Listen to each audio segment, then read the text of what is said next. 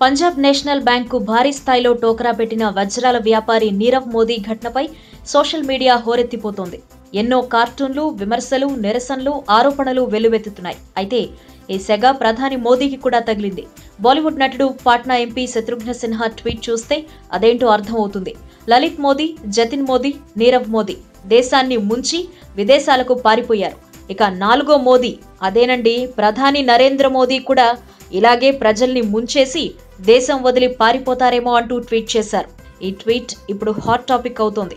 ఎందుకంటే దేశవ్యాప్తంగా మోదీకి వ్యతిరేక పవనాలు ఇప్పుడిప్పుడే మొదలయ్యాయి. కొన్ని రాష్ట్రాల్లో మిత్రపక్షాలు గుడ్ బై చెప్పేశాయి. మాకేం ఎదురులేదనే ధోరణి మోదీ షాలో బలపడింది. అందుకే విపక్షాలపైనే కాదు మిత్రపక్షాలపైన అహంకారం ప్రదర్శిస్తున్నారు. ఇలాంటి సమయంలో శత్రుఘ్న సిన్హా చేసిన ఈ ట్వీట్ సోషల్ మీడియాలో వైరల్ అవుతోంది. ఎంజాయ్ చేస్తున్నారు కూడా. మొత్తానికి మోదీకి మూడిందంటూ హడావిడి మొదలైంది. ఈ వీడియో మీకు నచ్చినట్టయితే లైక్ చేయండి, షేర్ చేయండి. మరిన్ని ఇంట్రెస్టింగ్ వీడియోస్ చూడడానికి మా ఛానల్ కు తప్పక సబ్స్క్రైబ్ అవ్వండి.